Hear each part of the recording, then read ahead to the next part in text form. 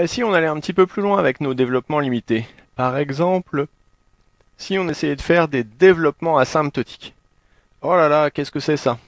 Bah c'est un peu la même chose, sauf qu'au lieu de regarder un développement limité en 0, ou en 1, ou en 2, ou en 3, ou en 10, eh bah tiens, on va regarder ce qui se passe en plus l'infini. Ah bah ouais, plus l'infini, c'est pas un A qui appartient à R, donc techniquement parlant, c'est pas un développement limité avec des polynômes qu'il nous faut. Enfin bref, on va voir. En fait, on va découvrir que tout ce qu'on a appris à faire sur les développements limités, on va pouvoir l'utiliser aussi de la même façon pour faire ce qui s'appelle des développements asymptotiques. C'est pas fondamentalement différent, ça ressemble beaucoup. Par exemple, l'arctangente de x. Oh là là, comment est-ce qu'on va faire pour s'attaquer à ça? On connaît pas arctangente de x en plus l'infini. Bizarre. Alors voyons voir. Si c'était arctangente de x en un nombre réel, on pourrait utiliser Taylor-Young qui nous dirait il y a toujours un développement limité à cet endroit-là, vu que l'arctangente elle est de classe C infini, donc il y a des développements limités à tous les ordres, en tous les points réels. Ok, mais on l'infini. Bon bah pas avec Taylor-Young alors. Ah ouais, on pourrait dériver, trouver un développement et réintégrer. Bah ouais, si on dérive arctangente de x, on trouve 1 sur 1 plus x2, mais on n'a pas de développement de 1 sur 1 plus x2 en plus l'infini. Ah bon, bon bah on va pas faire. Et alors il se trouve que arctangente de x, mine de rien, c'est une de nos fonctions de référence. Et il y a une propriété dont a dû vous parler votre prof de maths un jour qui dit qu'il y a une relation super cool entre l'arctangente et l'arctangente de 1 sur x. C'est toujours égal à pi sur 2 si x est positif. Du coup, ce qu'on peut faire, c'est qu'on peut dire que l'arctangente de x, c'est pi sur 2 moins arctangente de 1 sur x.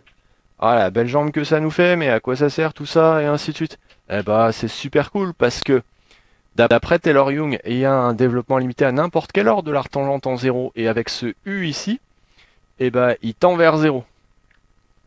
Ah ouais, alors va falloir déjà... Comment on fait déjà pour trouver un développement de l'arctangente? Ah ouais, on dérive et ainsi de suite. On avait dû dire que... Alors je vais faire un calcul intermédiaire en dessous. Arctangente de u, on peut le dériver en 1 sur 1 plus u2. Ça c'est un... Si j'appelle ça un moins grand u, on n'a qu'à dire que ça fait 1 moins u2 plus u4. Bon, ça vous ira, hein, je vais jusqu'à l'ordre 4. C'est déjà pas mal. En 0. Donc si je réintègre, sachant que l'arctangente de 0 fait 0, on va trouver 0 plus u moins u au cube sur 3, plus... alors attendez, oui, plus u puissance 5 sur 5, plus petit o en 0 de u puissance 5. Ouf, on a retrouvé vite fait un développement limité de l'arctangente en 0. Bah ouais, mais nous on veut le faire pour u égale 1 sur x. Et bah c'est là que déboule votre développement asymptotique, parce que votre arctangente de x, du coup, bah vous pouvez le balancer dans cette relation-là, c'est une vraie égalité. On a le droit de mettre n'importe quel u dedans, à partir du moment où on a un u qui tend vers 0. Et bah là c'est le cas. Bah donc on peut mettre un sur x là-dedans. Ah ouais mais Ah ouais mais du coup c'est pas un développement limité qu'on trouve. Eh ouais. C'est pas un développement limité, mais on a quand même le droit de faire ça. Alors on le fait parce qu'on trouve ça super cool. Parce que regardez, on a une super approximation de l'arctangente. Alors, remarquez que quand x tend vers l'infini, u tend vers 0, donc ici ça concerne x, donc on a plus l'infini. Et bien ce que j'écris au tableau là, c'est un développement asymptotique. C'est-à-dire, en gros, c'est un peu comme un développement limité. Vous avez vu, on a fait les mêmes choses qu'avec les développements limités. On a même utilisé des développements limités pour trouver ça. Mais, ça n'a pas une gueule de polynôme. Donc c'est pas un développement limité. Mais ça en partage un peu les mêmes caractéristiques. Par exemple, vous voyez, j'ai tout rangé du plus grand au plus petit. Bah ouais, quand x tend vers l'infini, ça c'est constant, ça tend vers 0, ça tend vers 0 encore plus vite, encore plus vite, encore plus vite. Donc on a du plus grand au plus petit. Et on a une estimation extrêmement précise, mais bah ouais, c'est pas polynomial, parce qu'on est en plus l'infini, donc ça peut pas avoir la même tête. Voilà. Donc bah ça c'est un développement asymptotique, puis bah on s'en sert un petit peu comme des développements limités, vous voyez. Une fois qu'on a compris comment marchent les petits taux, avec nos méthodes à nous, on y arrive très bien. Alors chez les MPSI, ils sont un peu embêtés parce que eux ils font des développements limités de manière très théorique, et donc dans leur théorie, les développements limités, ça doit être des polynômes. Et donc du coup, bah, ils doivent se sentir un peu bizarres là, parce que bah, du coup c'est plus des polynômes, donc ça les sort un petit peu de la sphère dans lesquels ils se sentent bien avec leurs théorèmes et ainsi de suite, mais bon, il se trouve que notre outil de petit o nous permet de faire exactement la même chose, donc il n'y a pas de lézard, c'est bon. Voilà. Donc ça, c'est un développement asymptotique, c'est cool. Ça donne une bonne approximation de cette fonction qui est très compliquée là, au voisinage de ce point-là. Bah, comme les développements limités, quoi. Alors il y en a un deuxième là-bas, vous allez voir, ça va vous faire bizarre aussi. Alors bah ouais, c'est un développement asymptotique, mais on peut utiliser tout ce qu'on a appris à faire avec les DL. Hein, on rentabilise l'effort qu'on a fait pour comprendre les DL. Notamment technique numéro 3, ça on peut l'exprimer avec une exponentielle et un logarithme. En fait, c'est un exponentiel de ln de x sur x. Eh mais, théorème de croissance comparée, ça tend vers 0. Mais si ça tend vers 0, je peux te prendre pour U, toi. Hop, et je peux faire un petit DL de mon exponentiel. Allez, on va s'en refaire un là. Allez, DL de l'exponentiel avec ce U là. Allez, je vais mettre 1. Ensuite, je vais mettre ln de x sur x. Ensuite, je vais avoir mon U2 sur 2. Donc, ln de x sur x au carré. Avec un 1,5 devant. Puis, je vais m'arrêter au terme 3. ln de x sur x au cube. Et ne pas oublier mon petit o. ln de x sur x au cube. Et puis comme là on fait en x et que là on a utilisé le développement limité en u qui est en 0, mais en x c'est en plus l'infini. Et voilà, encore une fois un autre développement asymptotique et qui marche encore une fois comme les développements limités. Ah ouais, alors qu'est-ce qui nous fait bizarre par rapport à là? Bah regardez, c'est encore une fonction différente là. D'habitude nous on a x1, x2, x3, x4, x5. Oh là là, là on avait des 1 sur x, 1 sur x2, 1 sur x3, ça ressemble quand même un petit peu. Puis tout d'un coup en plus il y a des ln là-dedans, c'est quoi ce bazar? Bon en fait les gens ce qui est important c'est que vos fonctions elles diminuent en taille. Bah ouais, ln de x sur x il tend vers 0, donc quand on le met au carré au cube puissance 4 ça diminue en taille. Bah donc c'est le même bins qu'avec les développements limités. Et donc bah en fait on est super méga puissant, on sait faire tout un tas de trucs quoi du coup, on s'en fout hein, que ce soit en plus l'infini ou en autre point, on sait faire quoi. Voilà, bah ouais.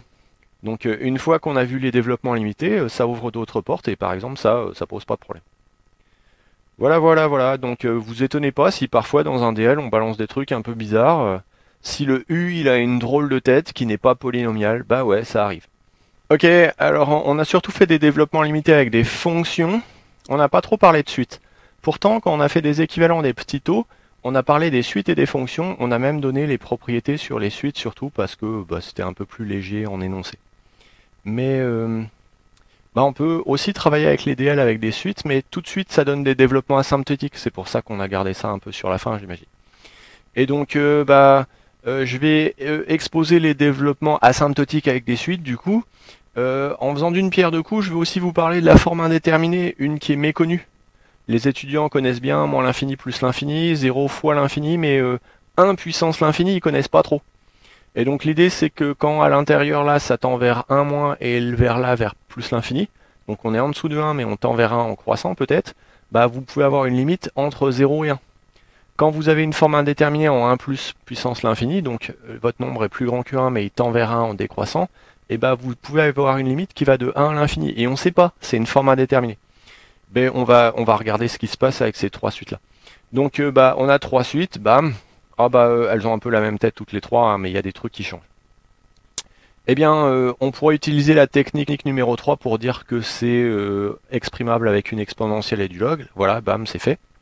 Puis ensuite, on fait notre petit développement limité de ln de 1 plus u, puisque à chaque fois on a un u qui tend vers 0 là. Donc c'est bon, on peut y aller.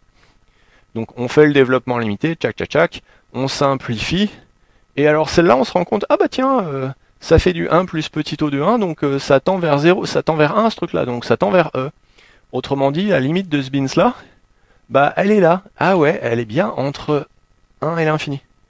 La limite de ce bins-là, tchac tchac tchac, oh ça fait du exponentiel de 1 sur n plus petit o de 1 sur n, tout ça, ça tend vers 0, donc ça tend vers 1, ah elle est là. Voilà, on a un exemple. Et puis celle-là, vous voyez, on a un racine de n qui n'est pas compensé par le n, donc il reste un bout, il reste un racine de n en haut. Remarquez au passage que pour une fois dans le petit o, on n'a pas un truc qui tend vers 0, parce qu'on n'est pas obligé d'avoir des trucs qui tendent vers 0 dans les petits o. Non, non, en général, on a des trucs qui diminuent, mais jusqu'à maintenant, on avait des trucs qui tendaient vers 0. Bon, quoique celui-là, il était constant, parfois on peut aussi avoir des trucs qui tendent vers l'infini. Trop cool.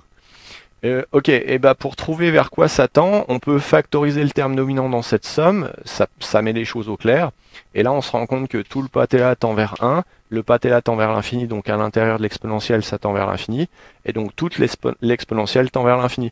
Donc la dernière suite là, elle tend vers plus l'infini. Donc bah vous voyez, hein, eh ouais, la forme indéterminée 1 plus puissance l'infini, on peut bien avoir des limites n'importe nawak qui peut être entre 1 et plus l'infini. Alors bah je vous le montre pas pour celui-là, mais vous allez me faire confiance, hein. En fait, je pense qu'il suffirait de mettre un moins ici à la place du plus. On aurait un moins ici à la place du plus. Du coup, qu'est-ce que je raconte moi? On aurait du coup un moins ici devant ça. Donc là, ça tendrait vers exponentielle de moins 1, donc on serait entre les deux. Là, ça tendrait vers exponentielle de moins 0, on tendrait vers 1. Et là, ça tendrait vers exponentielle de moins racine de n, on tendrait à l'intérieur vers moins l'infini, donc vers 0. Donc bah ouais, on aurait toutes les limites, enfin on aurait un exemple de limite coincée entre 0 et 1. Voilà. Bon bah je l'ai fait à l'oral finalement.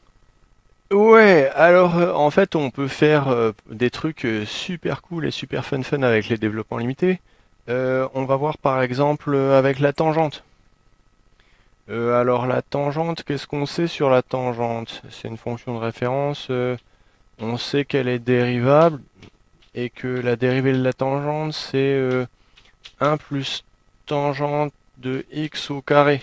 C'est une des façons de voir ça. Eh mais attendez, si elle est dérivable, ça veut dire que elle admet en 0 un développement limité à l'ordre 1 puisqu'elle est dérivable en 0. Et alors son développement limité, c'est la valeur en 0, bah tangente de 0, ça fait 0. Plus la dérivée en 0, alors on a qu'à les calculer avec ça, bah ça fait 1, hein, puisque tangente de 0 fait 0. Plus 1 fois x, plus petit o en 0 de x. Oh, puis ça c'est écrit mochement. On va écrire x plus petit o en 0 de x. Ah, on a déjà un développement limité de la tangente, c'est cool. Wouhou. Qu'est-ce qu'on pourrait faire? Mais on a un développement limité de la tangente, on a qu'à le balancer là-dedans. Ah bah ouais, tiens. Donc ça fait 1 plus x plus petit o en 0 de x au carré. Ah, ça tombe bien, on sait faire ça, les produits. Alors la précision, c'est ce qu'on fait en premier. Ça va être du petit o de x2, puisque le plus grand fois le plus petit, ça donne x2. Et quand je développe après, tchac, malin, bah ça me fait 1 plus x2 plus ça.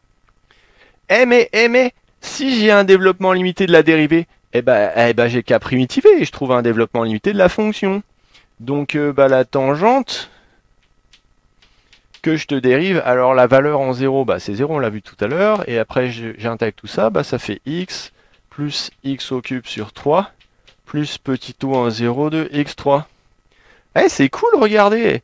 On est parti d'un développement limité à l'ordre 1, la tangente, on l'a balancé là-dedans, on l'a primitivé, et tchac, je récupère un développement limité à l'ordre 3 de la tangente.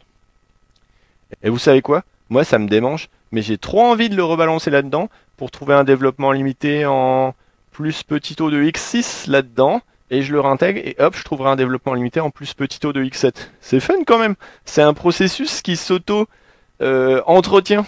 C'est trop cool en fait. On pourrait rebalancer, puis on obtiendra un développement limité aussi grand qu'on veut de la tangente. C'est quand même marrant, hein. Ouais, c'est trop cool les maths. Ok, donc on peut faire des trucs fun. Alors pour ceux qui auront vu les séries, cet exo il est magnifique. Magnifique. Bon, je vous donne un peu des indications. En fait, ça doit pas être trop compliqué de montrer que ça c'est une suite décroissante et qui tend vers 0. Il faut utiliser la technique des suites récurrentes, hein. On a dans le folklore des suites récurrentes. On va regarder la monotonie, faire parfois des tableaux de variation, blablabla. Enfin bref, il y a toute une étude qu'on sait faire hein, globalement. Et donc ça va tendre vers 0. Une fois qu'on sait que ça tend vers 0, comment est-ce qu'on fait ce bins là pour ceux qui savent les séries? Déjà là, ça c'est une série télescopique. Donc on peut trouver sa nature à partir de ça. Ok? Et sinon, sinon le secret, vous allez en tomber sur les fesses, et je suis politiquement correct, c'est qu'il faut faire un DL ici. Bah ouais, votre UN il tend vers 0, et donc on peut faire un DL de ça, et donc on peut trouver une relation ici. Et si vous prenez la relation là, et bah, que vous obtenez, et bah, ça vous aide à trouver la nature de celle-là et la nature de celle-là. Il est trop beau cet exo, je vous le recommande chaudement, moi. À chaque fois que je le fais, ouf, je suis trop heureux. Enfin voilà. Donc bah ouais, en fait finalement, une fois qu'on sait faire des DL et qu'on maîtrise un peu tout un tas de choses, et bah les DL ils peuvent être employés de manière un peu funky dans les épreuves et c'est trop cool. C'est ça aussi la beauté des maths, c'est que hop on tourne une page et oh une surprise, c'est trop cool. Voilà. Bon, je pense qu'on a fait un petit peu le tour du sujet, en tout cas en ce qui concerne les bases, en ce qui concerne ce qu'il faut savoir quand on fait une classe prépa. Euh, donc si vous maîtrisez tout ce qui a été fait, normalement vous êtes plus fort que la moyenne des étudiants. Mais c'est que le début de votre épopée mathématique, c'est-à-dire qu'en maths on apprend toute sa vie. Hein, faut pas croire qu'on est arrivé un jour et qu'on sait tout faire. Non, non, non, non. On apprend tout le temps en maths parce que c'est extrêmement riche et profond comme jeu, les mathématiques.